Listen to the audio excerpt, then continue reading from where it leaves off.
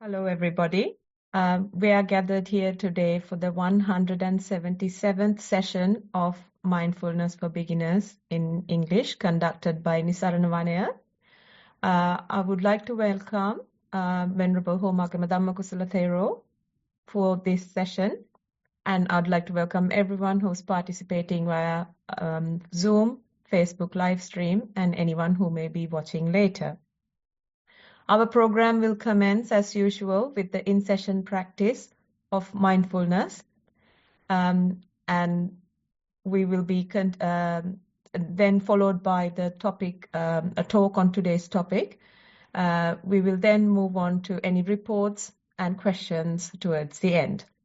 To begin this session, we now invite Venerable Homagama Dhamma Kusala Thero to start the in-session practice of mindfulness. Hello everyone.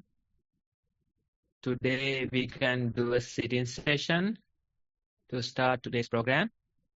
For this you can sit in a comfortable manner, adjust your posture. Once you are balanced and comfortable, you can gently close your eyes. Now you are seated and you have your eyes closed.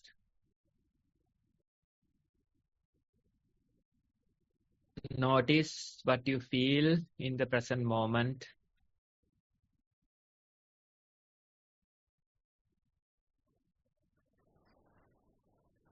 You might hear surrounding sounds.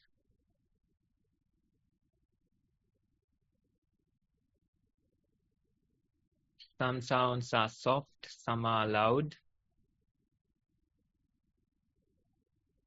Some are nearby, some are far away. A variety of sounds are there.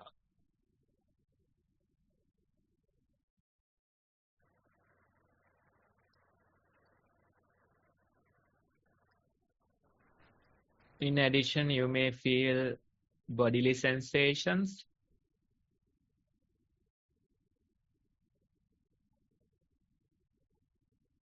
Breathing, for example, or the pressure on your back.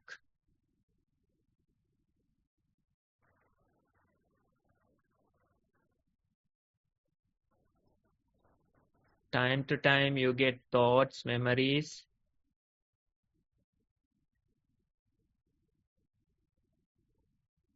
Future planning happens.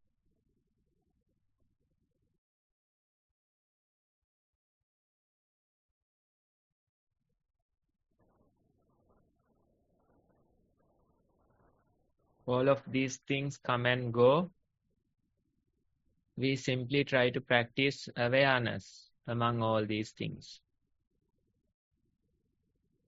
Simply being aware and observing what is happening in the present.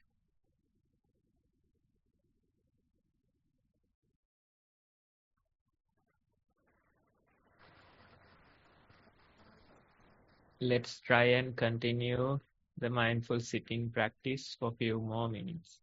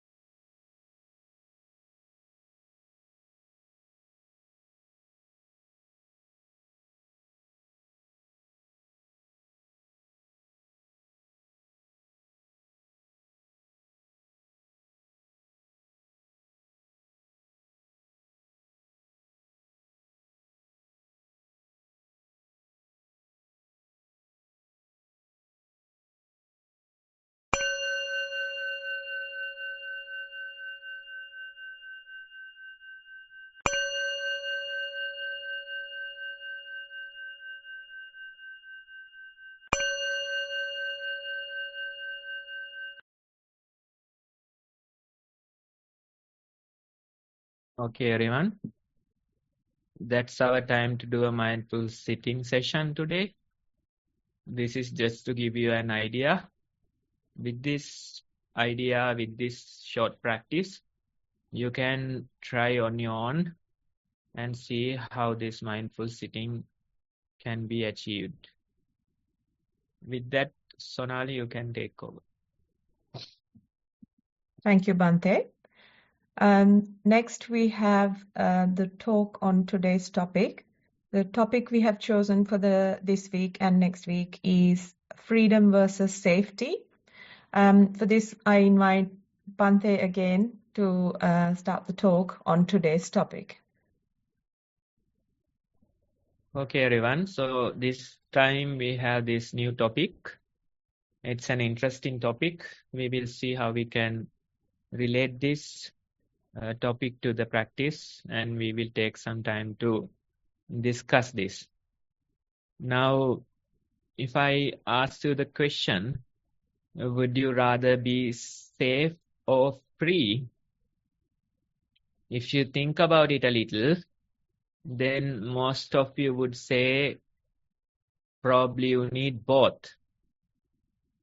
You need safety as well as you need freedom. That's the idea that you get. And mostly we think that these two words are synonymous. It means that if you are safe, if you are free, that's the idea. You feel like they are interchangeable. But in reality, if you really think about it, if you really experience this, you realize they are more like opposite goals. You can either be free or you can either be safe. If you want to be safe, then you have to sacrifice your freedom. If you want to be free, then you might have to sacrifice your safety. Right? So initially, although you feel like they are interchangeable, although you feel like you need both, these two words, they are more like opposite goals. More safe you are, less freedom you will have, and vice versa. Now let's try to see what this means. Now, in a way, think about the modern highways. They facilitate travel. You get to travel in a short period and you get to your destination. So when we think about these roads, these highways, in a way we feel that they facilitate the freedom of travel. They allow you to travel quickly and freely. That's what you feel. But when you really think about it, in a way, although these highways and roads are allowing you to travel, in a way, they limit your freedom as well. Now, when you travel on roads or highways, there are so many limitations.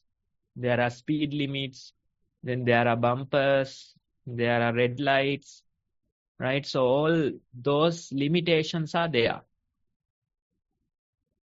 You feel like they facilitate the freedom of travel, but in a way they are restricting the freedom of travel, and they are restricting these things due to our safety. Right? All these limitations are applied due to our safety. And you are no longer able to wander aimlessly. You can't travel like that. You are not allowed to travel like that. You have to take the dedicated road. You have to go according to all these rules. So if we take this example of highways and roads, although you feel like they are facilitating the freedom of travel, in a way they restrict your freedom of travel. For your safety, they will say you have to travel to this speed limit. You have to follow all these regulations, rules. You have to have insurance. You have to have the vehicle safety. All these things are applied in the sake of safety. So you can see either you can be free or either you can be safe. You can't have both. More safe you want to be, more restrictions there will be. Then let's take another example. Let's take the modern parks, right? They allow you to go there. They allow you to, spend a good quality time in nature, and you can take your family, children, right? That way you get to enjoy. But these parks also have certain limitations, regulations. Probably park closes at 6 p.m. You are not allowed to go in afterwards. And there are so many rules and regulations that you have to follow in that park, right? There are many warning signs, not to do this, not to do that, right? So all those things are applied. Why? Because you have to be safe. We feel like these parks, they allow us to, spend time freely. But in a way, that very effort will restrict our freedom because we have to be safe, right? So even in a park, you have to sacrifice your freedom in order to be safe, right? Let's think about the ocean. No, you are no longer allowed to, just simply swim in the ocean. That's not allowed. There are dedicated areas that you are able to swim, and you will always swim under the watch of a lifeguard. And when you go there are so many rules and regulations, right? You are not allowed to swim freely into the ocean. You have to limit yourself. You have to restrict yourself according to those rules and regulations. Why? You got to be safe. You got to be safe, right? And let's say there's this mass surveillance that governments apply. Especially countries like China, you can see so many mass surveillance, and all the CCTV cameras, they are everywhere, and they have this face identification technology. So wherever you go, they can simply identify with the camera, and that camera will label you. This is that person traveling this way, right? So if you go and ask the government why there are so many cameras and this mass surveillance is there, they will say it's to protect your safety. It's to protect the people. That's why the government does it. That's the justification, right? So in a way, all these CCTV cameras, mass surveillance, it feels like they are there to help us be free and safe in the environment. But in a way, these things limit our freedom. You are no longer able to travel without being identified by these devices.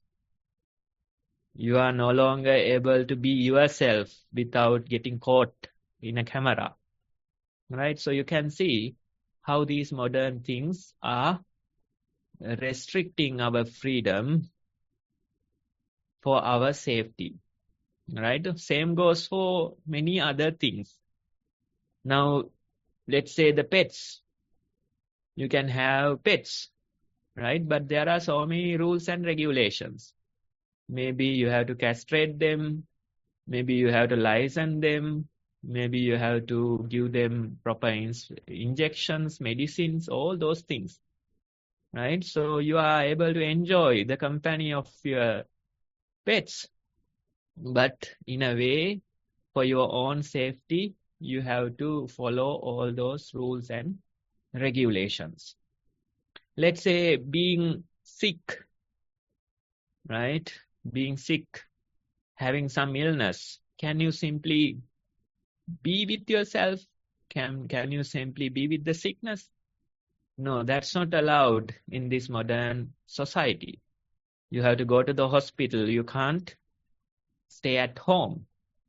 Earlier, they used to have home deliveries for the pregnant mothers, but now no longer those things are allowed, right? So you can see you have to go to the hospital, you have to follow all these instructions.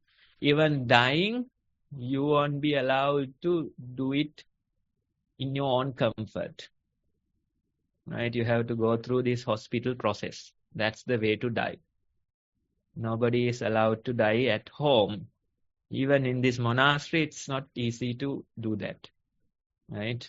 Because the other monks, they get together and somehow take you to the hospital. They think that that's their duty, that's their responsibility, right? So you are not even allowed to be sick.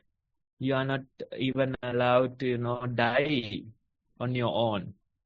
You have to go through all these regulations, rules. Why? Because we have to assure the safety and protection of all these people, right? So you can see how these modern societies are limiting our freedom more and more. They are limiting our freedom for the sake of safety. All those highways, they limit the free travel. All those parks, they limit the ability for you to wander into the forest. All the swimming areas that you are allowed to use, that limits the ability for you to go into the ocean. All the mass surveillance limits your behaviors and freedom. So you can see all these things. You can either have the freedom or you can either have the safety. You can't have both. They are more like opposite goals. If you want to be safe, then you have to sacrifice a lot of your freedom. If you want to be free, then you have to risk it. That's the very idea. That's the very idea. Now, somebody was telling me yesterday that in a country like Sweden, they are simply allowed to, go into the forest and pick mushrooms for them to eat, travel in the forest for many hours. So those things are still they are able to do. And in order to do that, they have to risk it. They have to risk their safety. When you wander into the forest, you don't know what you will meet. Maybe you will meet a bear and it will attack you. When you simply go and pick mushrooms, some mushrooms are poisonous. You never know, right? So that's how it works. If you want to enjoy the freedom, then you have to sacrifice your safety. If you want to be safe, then you have to sacrifice your freedom, right? So that's the thing. That's how these modern societies work. That's how we are ought to live our lives. I heard this news some many years back. In USA, they have banned the use of alcohol, right? When you ban the use of alcohol, they try to, reduce the alcohol-related crime. That's what they try to do. And increase the safety health of the society. That's what they try to do. But it took a sarcastic twist, and after banning the alcohol, they saw an increase in the drug-related crimes. Right? So can you believe? They banned alcohol for the safety, and as a result, they saw an increase of the drug-related, alcohol-related crimes.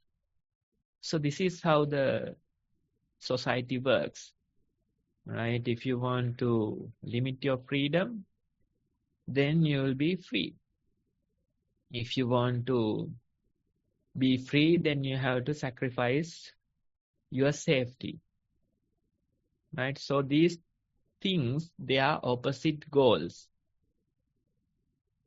These things are they are opposite goals. And that's how these modern societies work. Now, let's say even in our meditation, if you want to really be free in your mind, then you have to sacrifice your safety a lot. The meditators, they are not considering about the safety. Instead, they seek the freedom within. And that takes a lot of effort, that takes a lot of time. But in the process, they have to sacrifice their safety.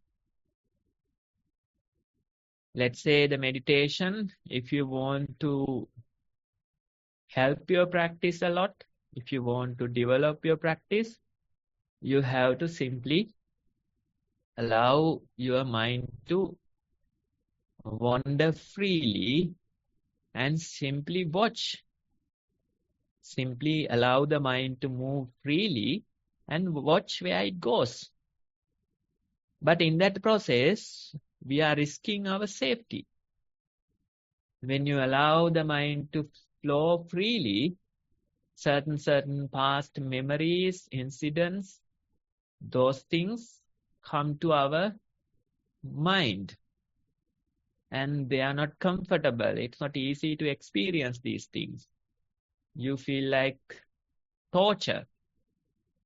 But in order to find freedom in your mind, you have to go through this process, and in a way you have to sacrifice your safety. When it comes to a meditating environment, when it comes to a monastery or a forest, you are always sacrificing certain aspects of your safety. For the sake of the practice, we sacrifice. For the sake of our freedom, we sacrifice.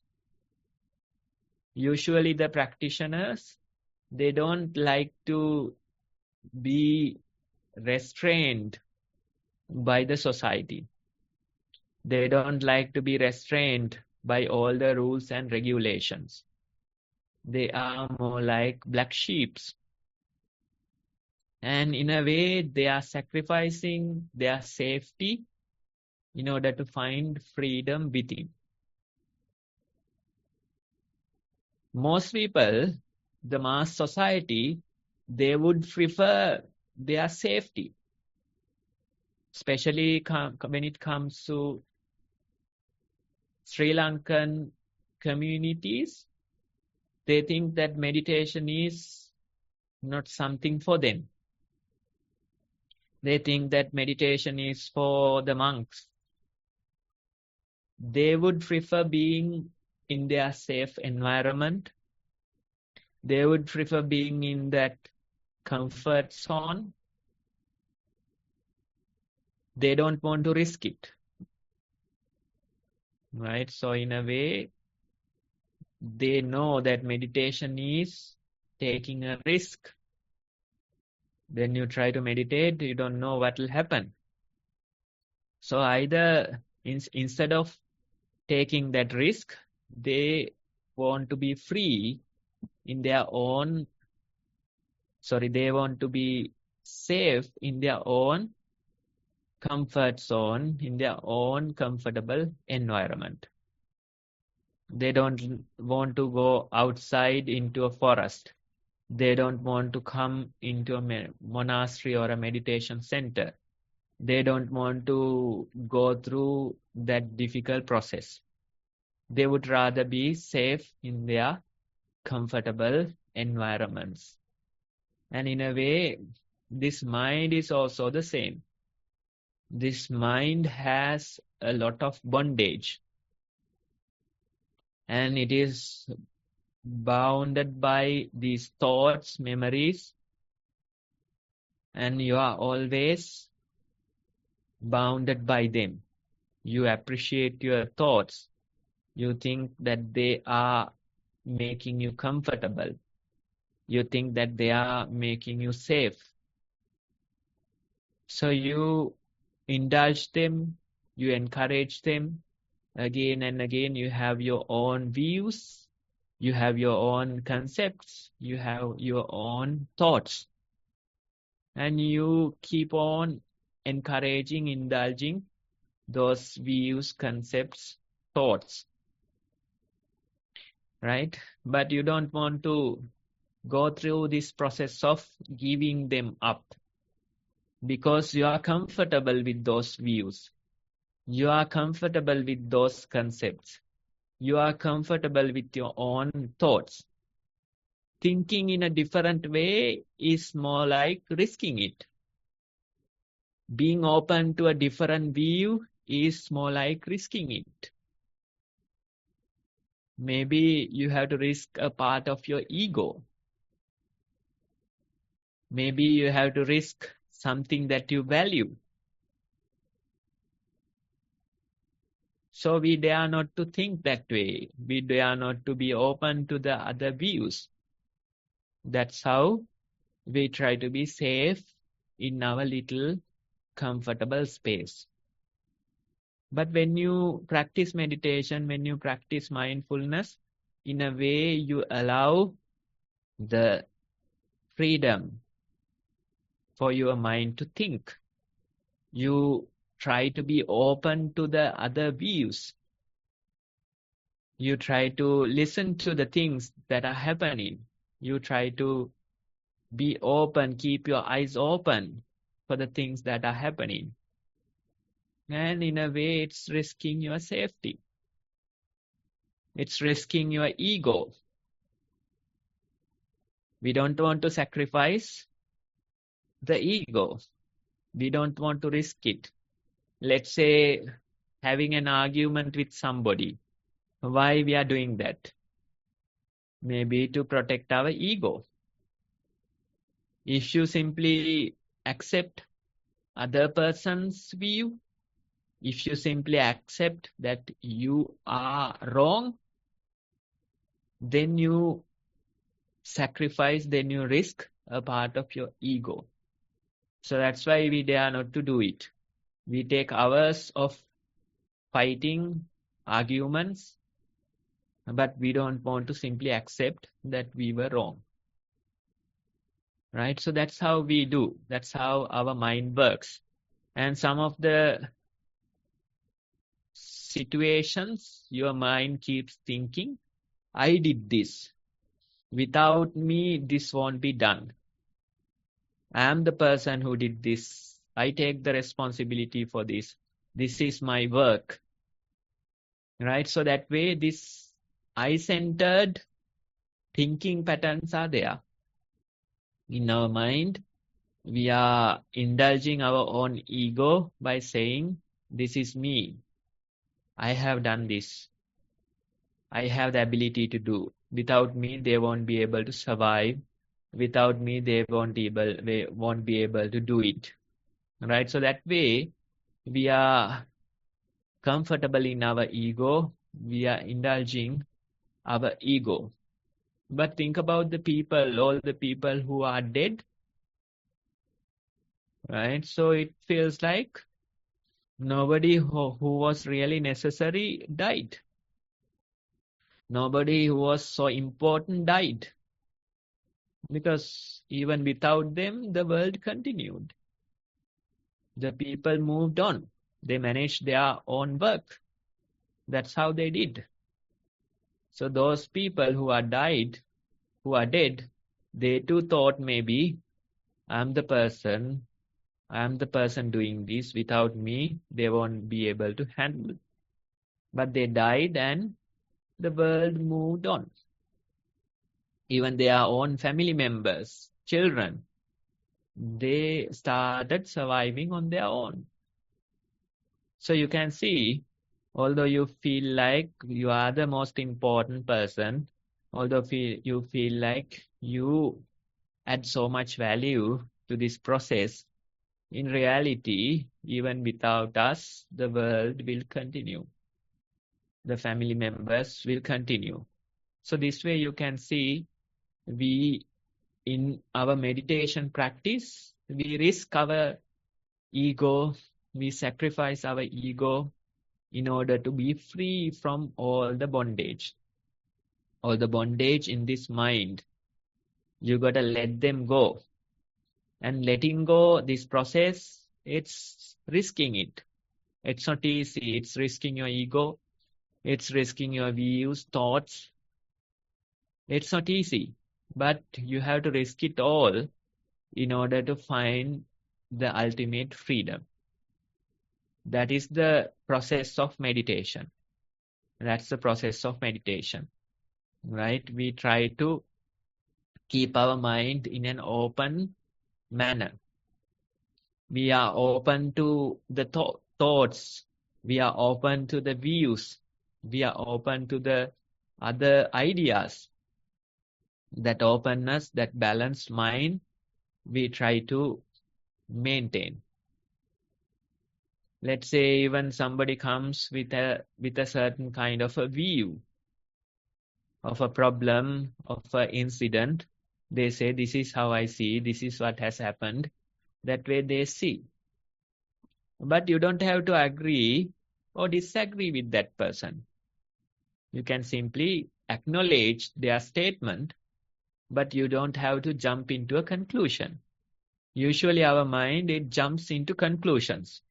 Even without hearing the full story, sometimes you agree with that person.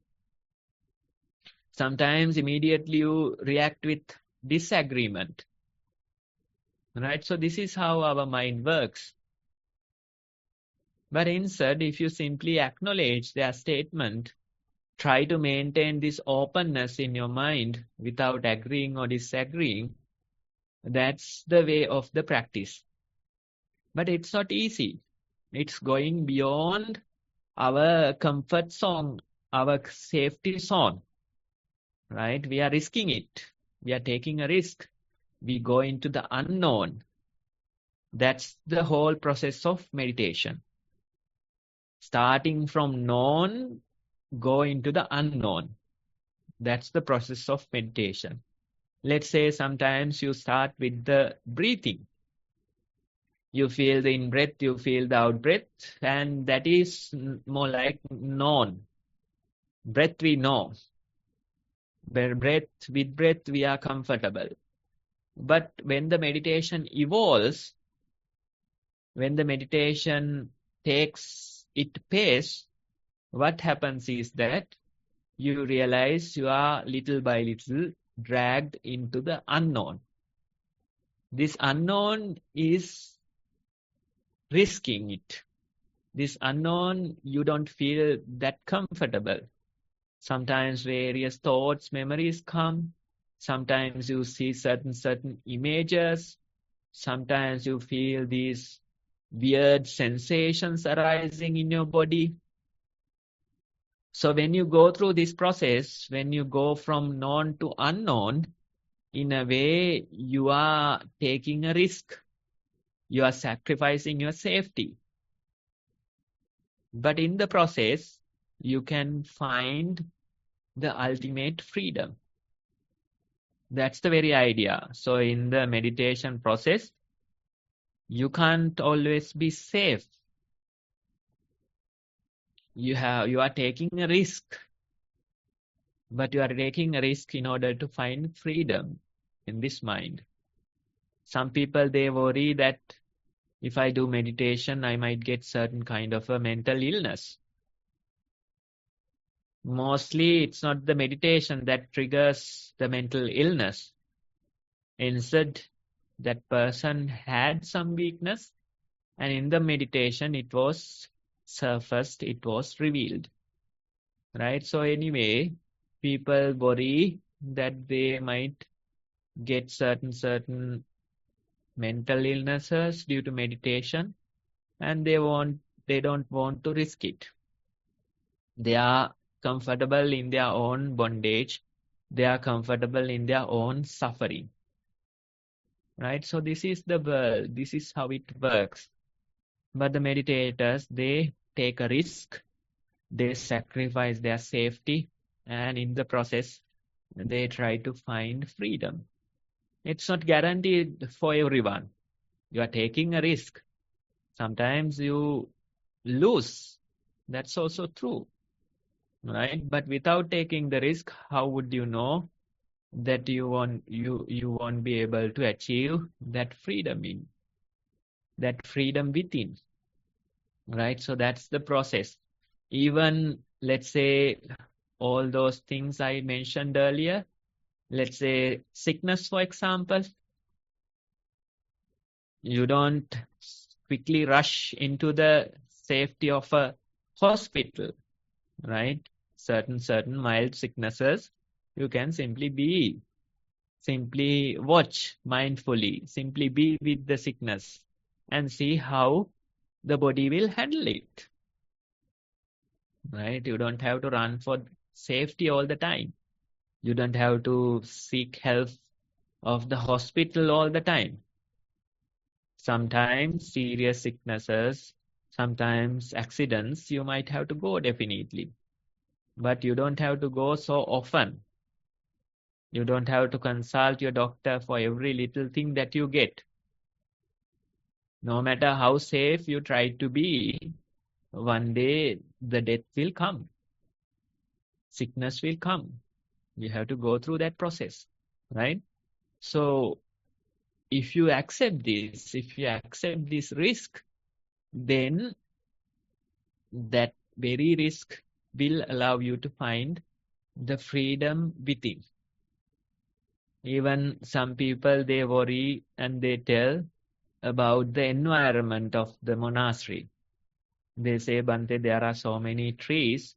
When the wind is blowing, it is so risky. There are so many insects, spiders and snakes in the forest. So it's risky.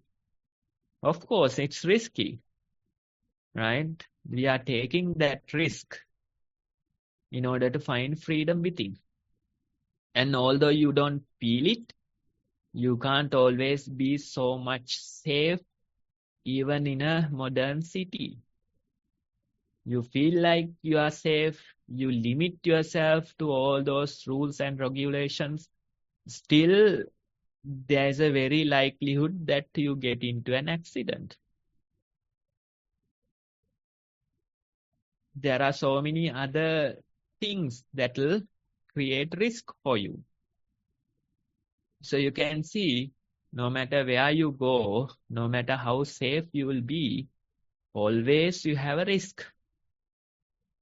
So instead of limiting your freedom, thinking about these things, worrying about these things, why not find the freedom within? Why not enjoy the freedom within? That's the very idea. You are taking a risk, but you take that risk in order to enjoy the freedom within. You have to go through that process. You have to take that process. And as a result, you may get to find the freedom within. Right? So even in the outside world, you have a choice. You have a choice. Be aware of this trade-off. You are either limiting your freedom for the safety. You are either limiting your safety for the freedom. So in a way, it helps to be conscious about it. it helps for you to be aware about it. Whatever the decisions, choices that you make for your safety, of course, they will limit your freedom. But you have to go through that process. Sometimes you have to take certain choices, take certain rules and regulations, but you have to know that I am sacrificing my freedom in the process. That very awareness is important. Most of the people, they are not even aware about these things. They don't know how these mass surveillance will limit their freedom for the sake of the safety of the society, right? But that's how it is. Even you remember the COVID pandemic time. This China, they have done strict regulations and they have limited the COVID cases to a minimum. But in the process, they sacrifice the freedom of the people. And I saw this video. These people are not allowed to come out of their apartments. And for so many days, for so many months, they are restricted to their own apartments. And these people are screaming. So many buildings, so many housing complexes, and everybody is screaming. Feels like end of the world, right? So that's how it is. That's how it is. At least we have to be aware of this trade-off. We have to be aware we are sacrificing our freedom in order to be safe, right? That very awareness is important. Little by little, you can go through the process of meditation. You can take that risk and find the freedom within. And if you do to the utmost, then you will be able to find the utmost freedom within. In a way, one day you'll have to risk it all. That's why they say the practice is dying before dying. That's the very practice. In a way, through the process of meditation, you die before your actual death. Right? So you can see how much risk that you are taking. It's a process of dying in a way. All your concepts, all your views, all your values, they have to die. They have to die in order for you to be reborn.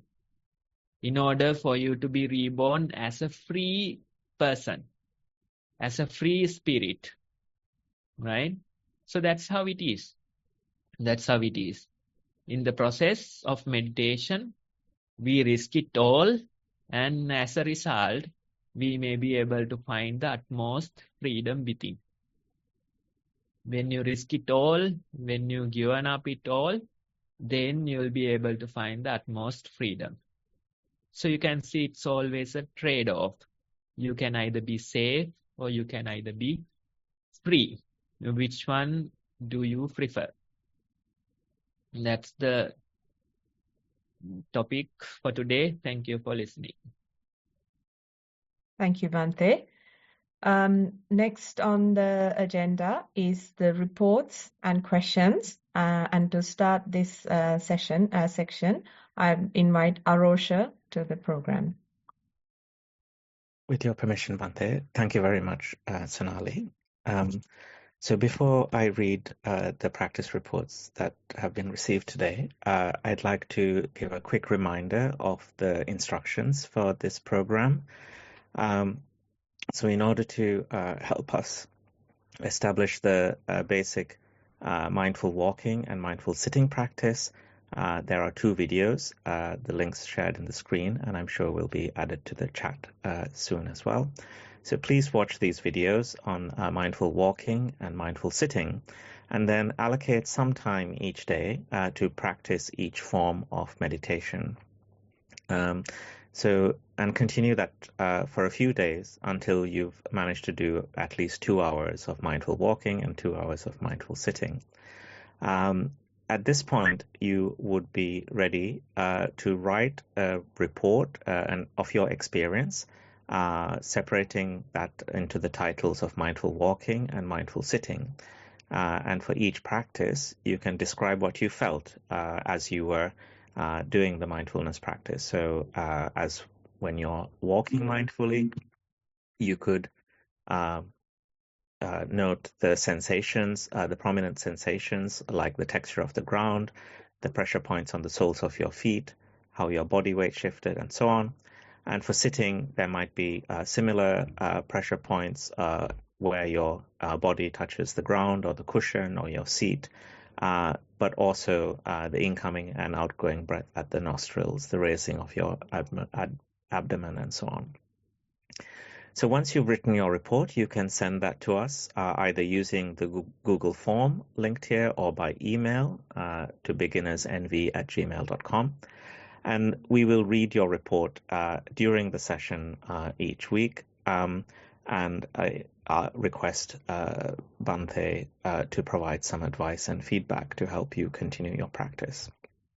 And then, yes, we ask you to continue your practice and participating in the sessions and continuing to send in reports so that you can continue your development in mindfulness. And finally, just to note that the recordings of all the programs are available from the Nissarana Vanaya website.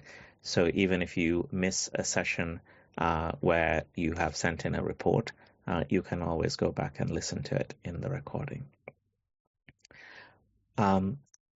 So with that now, I will move on to reading the reports received today, Bhante. We have one report from an adult. It's organized into 3 parts: mindful sitting, mindful walking, and mindfulness during the day. The report begins, mindful sitting. Sat in a comfortable position under a tree at the beach. Heat of the sun felt on the face, hands and legs. Sound of waves, rustling of trees, and people talking nearby heard. Subtle breath noted with rise and fall of stomach. Calmness noted. Body was peaceful in the sitting position. Heat, sounds, breathing were noticed alternatively. Sat for 40 minutes, mind alert. Went in the water afterwards. Mindful walking. Walked on the beach in the morning. Powdery sand was warm underfoot. Toes dug into sand when waves reached feet to keep the balance in the body. Weight shifted from side to side. Feet movements were slow. Attention would move between view of horizon, clear waters, boats far away, and sound of waves. Aware of feet movements too. On the way back, saw the footprints in the sand disappearing with waves, or with others stepping in the same places. Husband stopped to take pictures, so continued to walk back to the starting point. Walked for 1 hour. Tingling sensations in the soles continued for a while afterwards. Mindfulness during the day. Packing for this holiday was interesting. Less pressure felt. Mind has less insecurity, so packed essentials and only a few extras. Hand luggage was almost empty. Felt good. Returning home this Sunday, and there is much less to pack again. Bags are lighter, and so is the mind. Meal times are also a revelation. Deliberately stood at the array of food to watch what arose in the mind, but it was neutral. Mind noted the colors, shapes, and aromas, but mental discipline was clearer, not as controlling the mind, but as a calm feeling of freedom. It was easy to serve only what the body needed and being able to finish what was on the plate. This does not mean that the mind was neutral all the time. Happiness, calmness, sense of freedom, as well as tiredness from the heat, etc., were experienced as it arose, and because there was little proliferation, it passed away without lingering. A bit like the surface of the sea with the waves moving, but less agitation in the depth of the ocean. Dear Bhante, look forward to your valuable feedback and immense gratitude for the practical guidance. Thero and Saranai. report ends. Okay, right. So it's a pleasure to hear such experiences. You can see how much of a difference this very practice can make in your life. And I noticed one of the comments from you, bags are lighter and the mind too. Right? Earlier we used to pack a lot of heavy duty bags. Right? And it's not, the space is always not enough. And sometimes you pay extra and carry these things. Right? So that's how we used to do. And you think that without those things, you can't be enjoying the holidays. You can't be free. Right? So that's how we felt. But when you do the practice, when you evolve through the process, right, you can see how this lightheartedness, right, your bags are lighter, even your heart is lighter. That's the real change that will happen. And in that process, you enjoy whatever in the present moment. Think about, who knew that you would sit under a tree in the beach and meditate? Who knew that you could spend 40 minutes so peacefully, comfortably like that? Who knew that you get to, swim in the ocean afterwards? Right? So, but that's how it is. That's how it is, and you enjoy each and every moment. Whenever food is put in your plates, you simply enjoy that. Whatever you are doing, you simply enjoy that. And you have to understand, it's not always about the peace or the pleasure. Right? It's not always like that. Sometimes agitations come. Sometimes sadness comes. Sometimes anger arises. But these also, you have to accept them. In that situation, that's the reality. You can't deny that. When the agitation comes, that's your reality. Some days you feel sad and anxious for no reason, and that's your day. Right? So in the process, we try to learn or relearn ourselves to accept whatever that comes our way. If it is anxious and sadness today, that's my day. If it is anger in the moment, that's the moment that I am experiencing. Right? So that is how we go through the process. Some people think that it is always about, freedom. It is always about feeling calm in your mind. No, that's not how it is. Time to time, these anxious things come. Time to time, anger appears. But that's your very reality. Simply accept that. That's why that Winnie the Pooh, he says, he asked from one of his friends, which day is this? Is it? And the friend answers, it's today. And the Winnie says, my favorite day. Right? What's your favorite day? Today. That's my favorite day. Right? So we say that's my favorite day. That's my favorite moment. Today or this moment, now. If it is sadness that's there in the now, then we simply accept that's our reality for today. If it is anxious feeling that's there in the present, we simply accept it. Right? That very acceptance will evolve you in this process, and that's how you have to continue your practice. Don't think that it will be always peace or calmness in your mind. That's not how it is. Right? In your report, you have mostly experienced the positive aspects, but time to time, you feel no energy. Time to time, you feel this anxious feelings for no reason. Time to time, you get angry. Right? All those things are valid. Whatever comes, we simply accept it without trying to control or fight it. That's the very idea. I'm sure you can find more and more enjoyment in the process of meditation. Simply go through this process again and again. The challenge is to continue this for a decade, right? If you can simply continue this for a decade, then you will be a whole different person. I read one of these books. A foreigner, he goes in search of a meditation master, and he goes into a deep forest. This is 1980s. He goes into a deep forest and he sees this meditation master, reputed teacher who lives in this monastery, and they don't have much. They don't have all the luxuries. But this master is so happy and peaceful.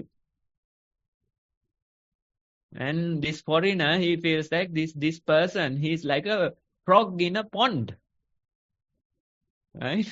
And this person argues to himself, if I can be this happy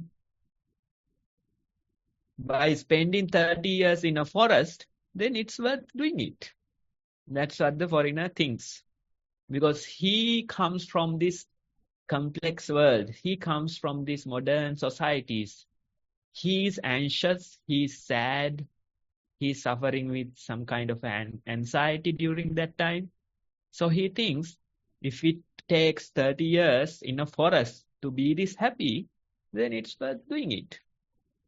He sees this meditation master and he sees him like a frog who is in a pond, always happy and comfortable, right? So that's how it is. You go through the process, you take it for like so long, you do it for decades, and as a result, you are gifted the utmost freedom, right? So that's the very idea. Thanks for sharing. Thank you very much, Bhante. We also have some time for questions, and I see that Buddhika has his hand raised. So if we could invite Buddhika, I'll ask you to unmute and ask your question, please. Thero Bhante. I have a couple of things to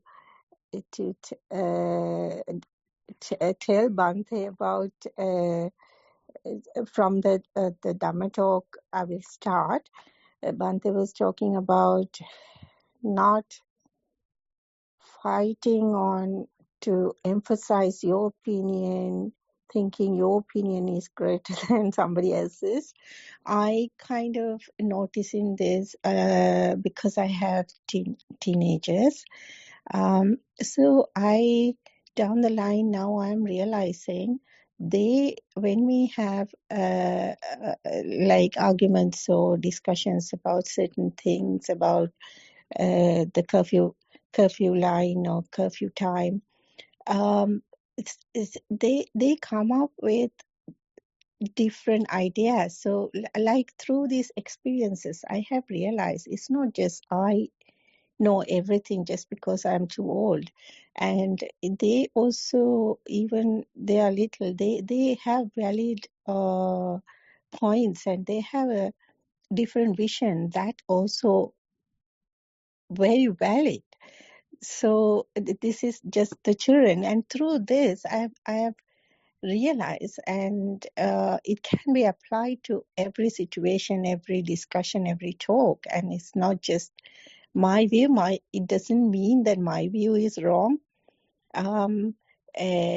but it is helping me to accept and see through somebody else's lens as well. And sometimes we agree to disagree, but that my view is the best view, that perception is kind of shaken, I would say. And this experience I wanted to share. And also, Bhante was explaining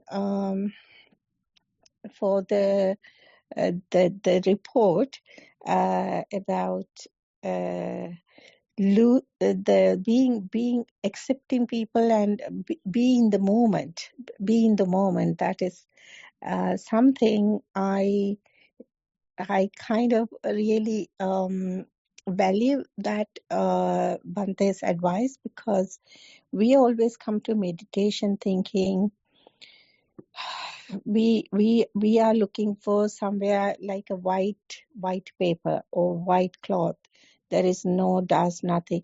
But Bhante's advice is telling us it's not looking for something that doesn't have dirt, but accepting that I am angry now, I'm frustrated now, I'm sad now, I'm shaken now, and accepting that, be okay with that, is what practice is bringing us to. Practice is leading us to. I wanted to mention these two things. Thank you very much, Bhante. Thero Sarnai. Okay, thanks for sharing your ideas. Now, the first one, I would say that they'll be the most valuable meditation teachers that you found in your life, because this very process of raising teenagers, it's a whole new game, right? So if you accept in the proper way as a meditative practice, then those two will teach you a whole lot. I'm not saying simply to accept whatever they say. What I'm saying is this very struggle. Take it as a challenge. Take it as a game that you play, right, with them. And you can always observe the reactions with it. You can observe how you try to keep them safe. You can observe how your side of things, and somehow they find a different argument. Somehow they find a different view of things, right? So this very struggle that you go through, and maybe will go through for many more years, take it as a game, take it as a meditation. And that very process can help you grow, help you develop your mind or uplift your mind into a different level, right? So that very experience you are explaining. The one would be, like you said, for a single incident, different people have different views on it. There is no right or wrong view. And said simply, that's how they see it. So what can we do? Right? If a person is wearing, let's say, blue color sunglasses, then that person will see the entire world in blue. Can you argue differently? No, that's how they see it. Right? So that's the perception. Those sunglasses, that's the perception of our mind. We see this world through that perception, through those sunglasses in our mind. And we are programmed to see the world in a certain way. Right? So, and that's the struggle. No matter how much you say, no matter how much you try, you are not able to change it, because somebody else sees the world in a different way. And even their attitudes, their way of behaving, as a mother, you would think that you can control them. You can change their behavior, you can advise them, you can direct them towards a correct path. As a mother, you would think. But in the process, you realize most people, they have their own karmic forces. Right? They follow a certain path in life. I don't think advising would do much difference. They will simply sometimes accept that advice, simply accept that punishment, right? Keep their heads low, but next day they'll be the same person, right? So that is how it is. Change will happen only through seeing by oneself, seeing your own faults, seeing your own mistakes, seeing how you get caught in these views. Only by oneself, the change will happen. Nobody else can do that change for you. Right? Somebody might be able to help you, but true change will happen only by oneself, being aware by oneself, seeing the faults by oneself. No other person can change you. Right? So same goes for your children. They too behave in a certain way. They are more like programmed to do it. And no matter how much you try, sometimes they get into trouble. Sometimes they go into directions that you don't like. What can you do? Right? So in the process, you can evolve. You can evolve. See how these things happen. See sometimes how your effort is wasted. See sometimes how they are not changing. See how different views are there on the same incident. That very process will evolve you. That's the process of meditation. That's why we encourage everybody to go through it. Right? So it's a good phase. The little ones, they are innocent. They will ask, they will listen to you. But when it comes to teenage years, that's a whole new lesson. And they'll be the meditation teachers for you.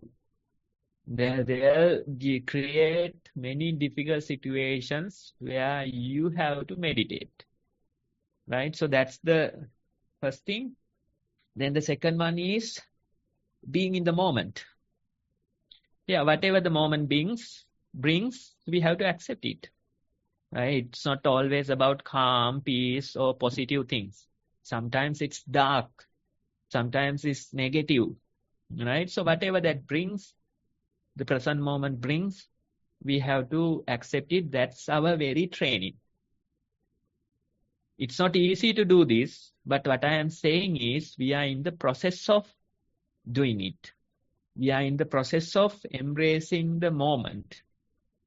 And every day by little practice moments, little set meditation sessions, we develop this ability simply to embrace the moment. Whatever it brings, we accept it. Right? So that's the very idea. And I found this very nice Zen quote on this topic. Being in the moment, in spite of whether it's positive or negative, whether it's pleasant or unpleasant. It says, sitting quietly, doing nothing. Spring comes and the grass grows by itself. That's more like a Zen quote on this. Right? So these things we have no real control. We sit quietly, doing nothing, and simply accept whatever that comes our way. Maybe certain karmic forces are in action. Right? You feel anxious, you feel sad for no reason. Still, accepting it will heal you. Accepting it is the way to go beyond these karmic forces. That's why they say, sitting quietly, doing nothing, spring comes and grass grows by itself.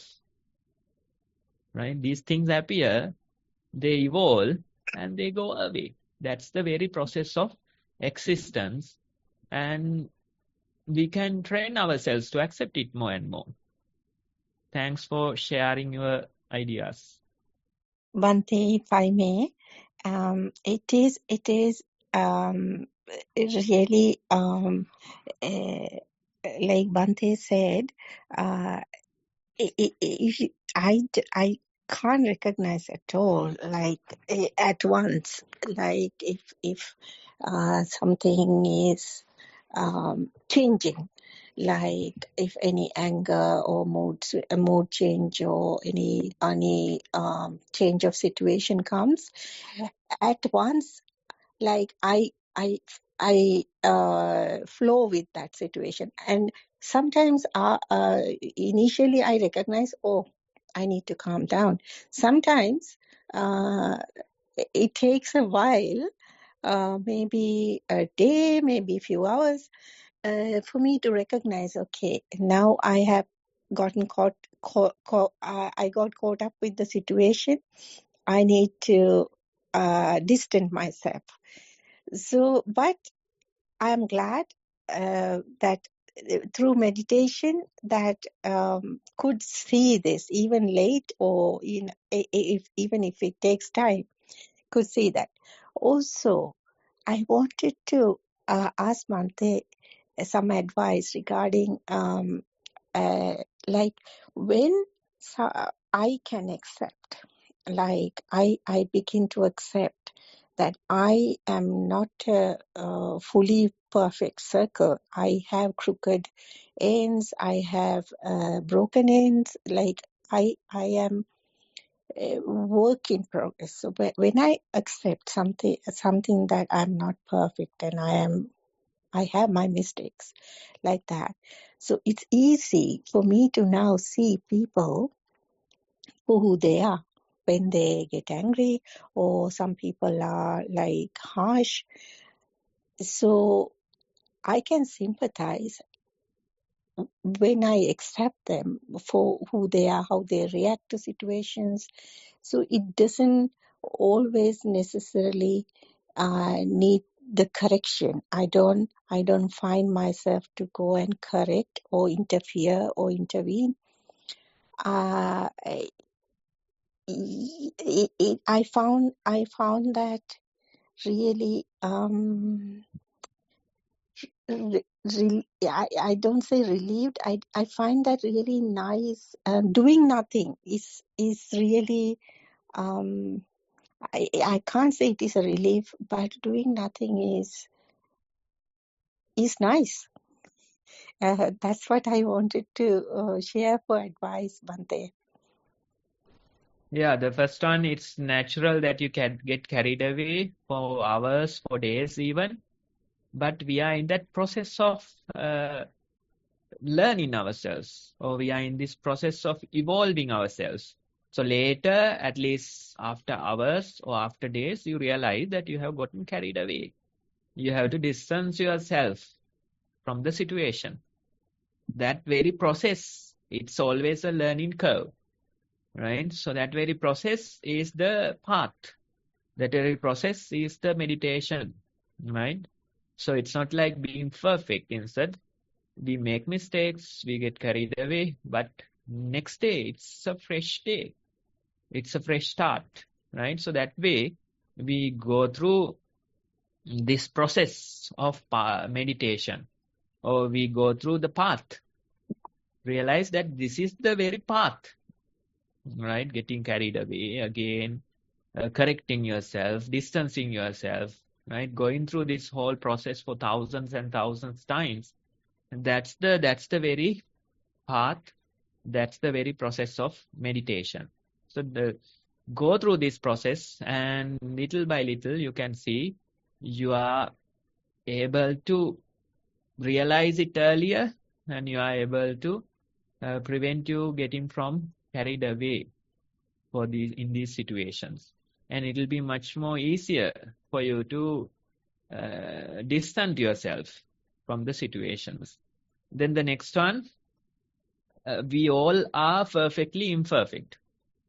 We all are work in progress, WIP, right? There's no perfect person.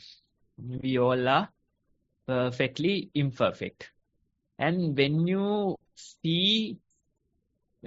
become aware of your own imperfections, it's much easier for you to accept somebody else for who they are. That's more like not sympathy, more like empathy, right? So that's what Buddha and all those enlightened ones have. It's not like sympathizing for others. It's more like empathy. I have gone through this struggle and I know what they are going through, right? I am perfectly imperfect, so I know that person is also having his own flaws, right? So it create little friction when you experience others, and it helps you to navigate these situations much better. And in a way, you empathize with them because you know you have your own faults. Let's say you are suffering, or maybe you have suffered from an illness. You know what that illness brings. And when you meet somebody else who is suffering with that illness, it's much easier for you to empathize because you know the whole struggle, right? So that's the very idea. Thanks for sharing. Go through this process and you'll be able to find more freedom within. Thank you, Bhante, Thero and Sarnai. Thank you, Buddhika, and thank you, Bhante. Unfortunately, Arosha had to leave the session, so I will take on. Since we're just out of time now, I think we don't have any more time for questions. Thank you to Buddhika who asked that question. It is relevant to all of us, and we have all learned from Bhante's responses as well. So it is time to now end the session. So on behalf of the organizers, I would like to thank Venerable Dhamma Kusala Thero for his continued guidance on this program. And of course, we cannot forget the Chief Abbot of Nissarana Vanaya, Venerable Udayiriyagama Dhammajiva Mahathero, whose idea was to initiate this program. May these merits help them improve their own practice as well. Thank you to all the organizers who are working really hard behind the scene and bringing this program to you on a weekly basis. And thank you to all the participants who are participating via all these different media and also sending in questions and reports as well. And much merit to anyone who would be listening later on and participating as well. As usual, our program will commence at 1 p.m. Sri Lankan time. Just a note to the people who are logging in from the UK, our time is changing next week to 8:30 a.m. And so I wish everyone a happy and mindful week ahead, and I will now end the session.